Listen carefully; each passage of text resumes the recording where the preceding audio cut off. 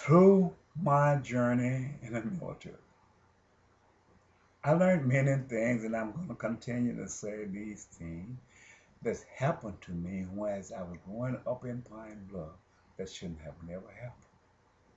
I learned in the military to how to speak up for my rights, that we was not made any different from one man to another, that they embraced us. In order to have an elite military fighting force, you had to have an embracement of all races as a united partner, as a united brotherhood in the military with the same folks and the same idea.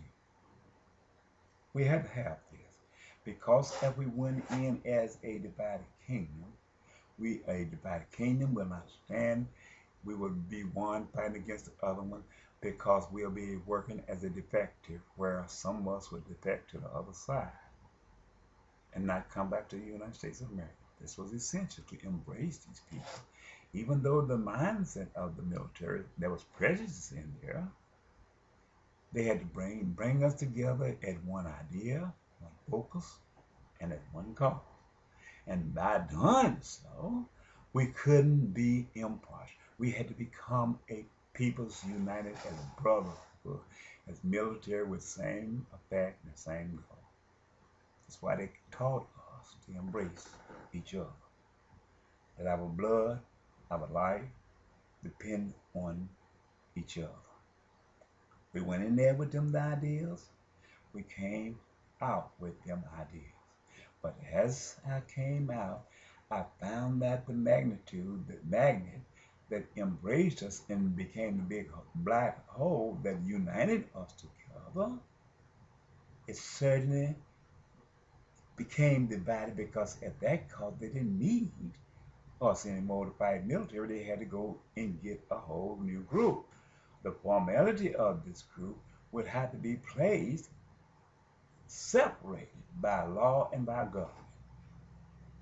So I saw the works of the evil of Satan when they brought the drug dealers in our neighborhood and tried to alienate one and embrace the other.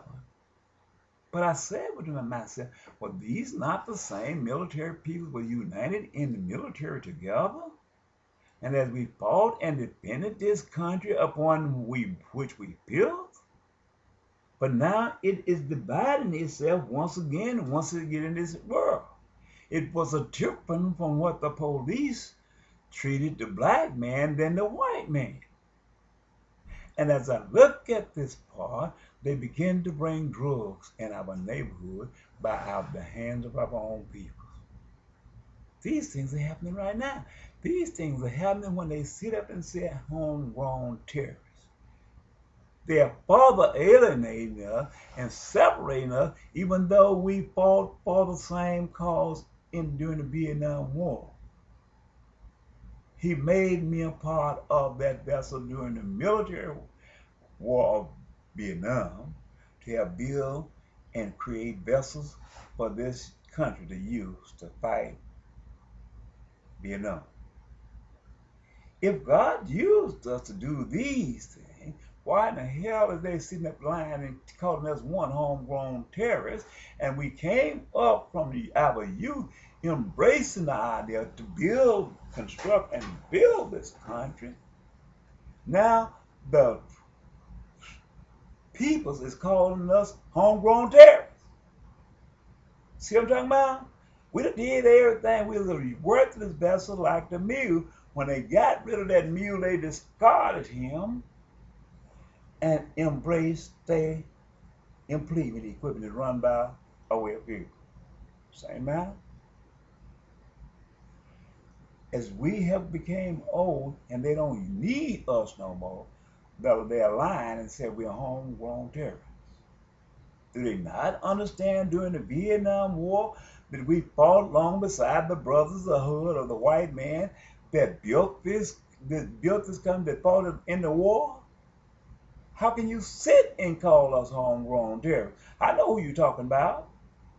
You're not talking about the peoples who embrace you in your idea of talking about the innocent peoples, and we ourselves was an innocent person before who built your land. And we see the trademarks how you have done us. You use us to fight in your war, and when you come back here, you lies and call us homegrown terrorists. You don't embrace the black man. There's nothing on your vocabulary in your justice system where you can embrace the black man. You're the sons of devils.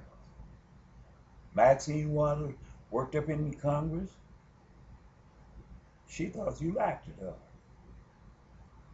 Chadaringo worked up in the office for White House. He thought you liked it. Him. That was this man you get $95,000. He thought you liked it. Him.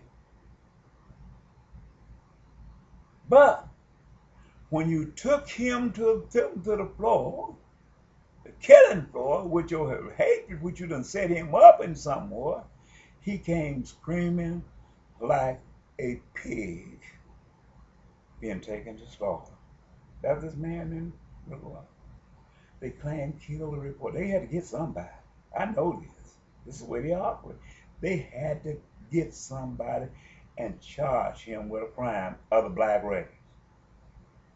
That's it. Well, he went in and killed his reporter in Little Rock.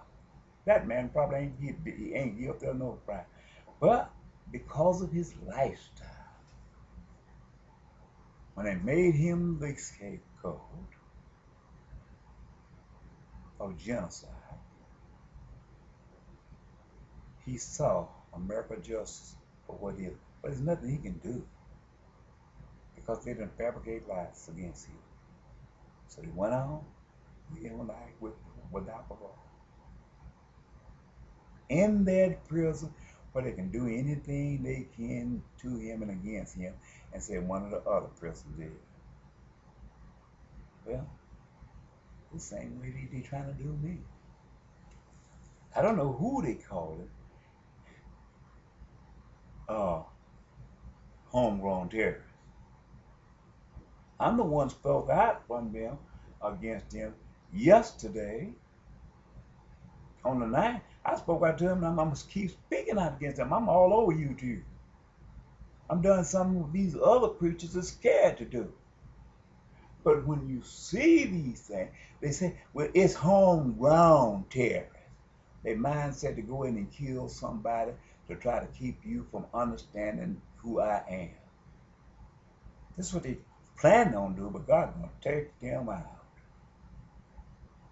That's what they're trying to do. Their mindset is on me when they say homegrown, because I'm not from the Middle East. But I'm speaking that and showing them where they go in the Bible and look at it. So now I have taken and imprisoned myself behind my four walls. I don't go and come, because when you go and come, they can tell a lie on you. I don't associate myself with people. But yet they follow me, got high-tech equipment, follow me everywhere I go, every time I leave out. And I done been running from them suckers 10 years or more, 15 years or better. But yet they trying to find a way to fabricate a lie on me and say that I'm homegrown terrorist. But I tell you what, I'm not going to quit speaking. You're not going to brag my tongue. I fear God more than I do you. I don't give a darn what you say. And I'm going to say it like he told me to say to you, thus said the Lord. Because you is in Bible prophecy. You is in the end of time. A lot of this stuff couldn't be preached out of the Bible until its fulfillment. And a lot of them could at the beginning to get you familiar with the fulfillment. So since I'm here to show you where this man in Bible prophecy, he gonna lie and tell you I'm a homegrown terrorist. And I'm showing you where this man is in Bible prophecy. He's an antichrist. He was never in the book of life and never would be unless he embraced God's word. But anytime you see a person with a white face and preach against the Bible prophecy and tell you something back about Barack Obama, he can't tell you nothing about Barack Obama, because Barack Obama came from a black